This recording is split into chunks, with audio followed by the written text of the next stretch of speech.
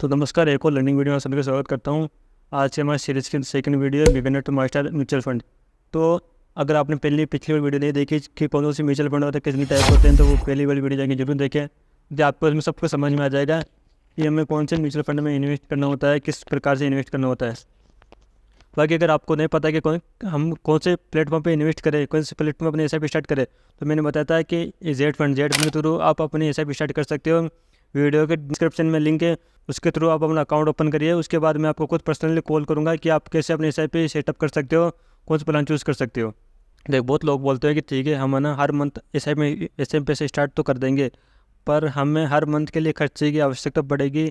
तो ऐसा कोई प्लान है म्यूचुअल फंड में जिसमें हम जो इन्वेस्ट करें उसका कुछ परसेंट, कुछ पार्ट हमें वापस से हमारे बैंक अकाउंट में मिल जाए, ताकि हम अपना खर्चा चला सकें। तो इसके लिए अपने आज हम बात करेंगे 3 प्लान है। म्यूचुअल फंड में भी 3 प्लान होते हैं जिसके थ्रू हम पैसा लगता है। बाकी जो ये प्लान तो जो मिड के, फ्लेक्सी के फंड, जो लार्ज के फंड, ये तो उनके सिस्टम है। अब इन्हीं में इसके अंदर भी प्लान होते हैं कि आपको किस प्लान के अंदर अपने इन्वेस्टमेंट करना होता है। जो अपने सबसे बेस्ट प्लान 3 प्लान है, IDCW, ग्रोथ और बोनस। हम तीनों को आसानी से एक एक करके समझेंगे ताकि आपको अच्छे से समझा पाऊँ। तो देखो, पहले हम बात करेंगे IDCW क्या होता है। जैसे देखो, मैंने IDCW पे क्लिक किया तो यहाँ प्लान देखो IDCW प्लान सभी पे आ चुका है।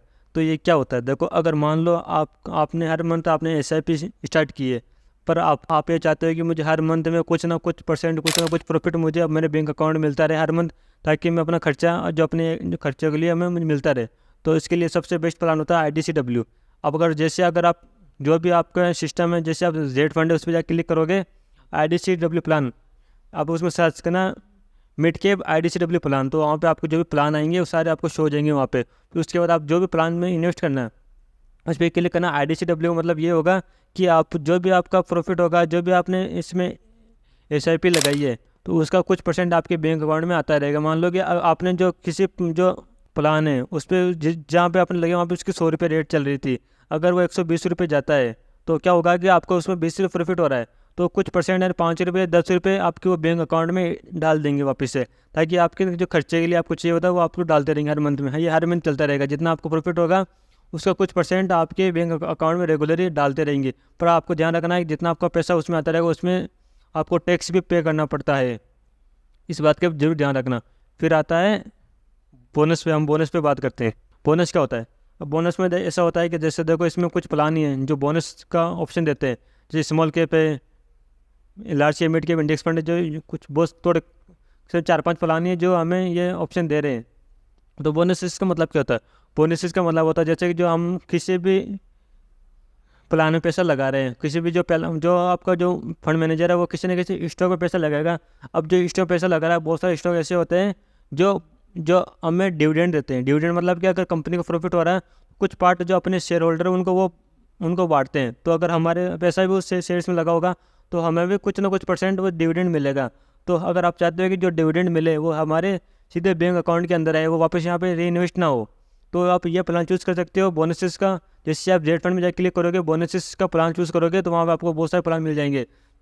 अच्छा, बोनसेस का प्लान चूज़ करोगे तो आपको मतलब जो भी किसी भी शेयर्स में अगर डिविडेंड मिलता है तो वो डिविडेंड यहाँ पे री इन्वेस्ट ना होकर के आपके बैंक अकाउंट में सीधा आपके बैंक अकाउंट में आ जाएगा। पर आपको ध्यान रखना है, अगर जो भी डिविडेंड मिलता है उसको आपको टैक्स ले पर जितना टैक्स देना पड़ता है वो टैक्स कट करके आपको मिलेगा वो। फिर आता है ग्रोथ प्लान।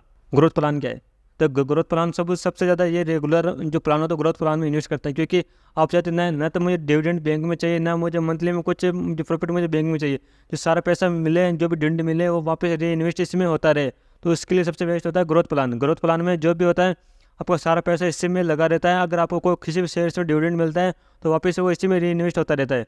तो इसमें कोई दिक्कत नहीं होती है कि आपको कि हाँ भाई या मेरा पैसा उसमें आएगा या किस में जा रहा है। सारा पैसा आपके रेगुलर जितना बोनसेस मिल रहा है, किस शेयर्स में डिविडेंड मिल रहा है, बोनसेस मिल रहा है, तो भी सारा पैसा वो ग्रोथ वापस री इन्वेस्ट इसमें होता ही रहेगा। तो इसमें आपको जो पैसे ग्रोथ होते हैं वो ज़्यादा होता है, क्योंकि अगर आप जो IDCW प्लान चूज़ करते हो तो आप उसमें हर मंथली बेस पे कुछ प्रॉफिट आप उसमें विड्रॉ कर रहे हो, और आप बोनसेस का ऑप्शन भी चूज़ करते हो। तो अगर कोई किसी शेयर में अगर डिविडेंड मिल रहा है तो उसको भी आप वापस विड्रॉ ले रहे हो, तो यानी कि उसमें आपको जो प्रॉफिट मिलेगा वो थोड़ा कम मिलेगा, क्योंकि आप उसमें पैसा धीरे धीरे निकालते जा रहे हो। पर अगर आप ग्रोथ वाले प्लान चूज़ करते हो तो सारा पैसा इसमें री इन्वेस्ट होता जा रहा है। अगर कोई शेयर्स में डिविडेंड मिल रहा है तो भी वो इसमें वापस री इन्वेस्ट हो रहा है। जो सारा पैसा है वो इसी में रेगुलर ग्रोथ होता रहे तो आप ग्रोथ वाला प्लान चूज़ कर सकते हो। अगर आपको चाहिए कि नहीं यार मुझे हर मंथ में कुछ प्रॉफिट चाहिए होगा तो आप IDCW प्लान चूज़ कर सकते हो। अगर आप चाहिए कि जो भी डिविडेंड मिले वो सारा मुझे मेरे बैंक अकाउंट में मिले, वापस री इन्वेस्ट ना हो, तो आप बोनस का प्लान चूज़ करके जो भी आपको प्लान चाहिए, जो भी सब कैटेगरी है, जो भी म्यूचुअल फंड का नाम चाहिए उसको आप चूज़ कर सकते हो। उसके हिसाब से आप इसमें पैसा लगा सकते हो। तो आई होप आपको तीनों प्लान समझ में आ चुके होंगे कि तीनों प्लान में आपके हिसाब से कौन सा बेस्ट है। आपके जैसे आपकी ज़रूरत होगी उस हिसाब से प्लान को चूज़ कर सकते हो, क्योंकि यह भी म्यूचुअल फंड सिस्टम देता है कि अगर आपको रेगुलर पैसा चाहिए वो भी हम दे सकते हैं। अगर आपको कोई पैसा नहीं चाहिए तो सारा पैसा इसमें लगा रखें तो वो भी हम सिस्टम देते हैं। अगर आपको कोई शेयर का डिविडेंड चाहिए तो वो भी हम आपके बैंक अकाउंट में दे सकते हैं। तो आपको तीनों प्लान समझा दिया मैंने। आपके हिसाब से आप देख सकते हो कि मुझे कौन से प्लान में इन्वेस्ट करना होता है। इस वीडियो जरूर अपने दोस्तों के साथ जरूर शेयर करें जो ऐसा भी करना चाहते हैं। मैं एक पूरी सीरीज आ रही है, 2 वीडियो आ चुकी है, नेक्स्ट वीडियो आने वाली है जिसमें मैं आपको और अच्छे नॉलेज देने वाला हूँ। मैं चाहता हूँ कि जो मेरे सब्सक्राइबर, जो मेरे व्यूअर्स जो वीडियो देख रहे हैं उनकी लाइफ में कुछ वैल्यू एड ऑन कर पाऊँ, ताकि वो खुद से अपने फाइनेंशियल एजुकेशन को कर पाए।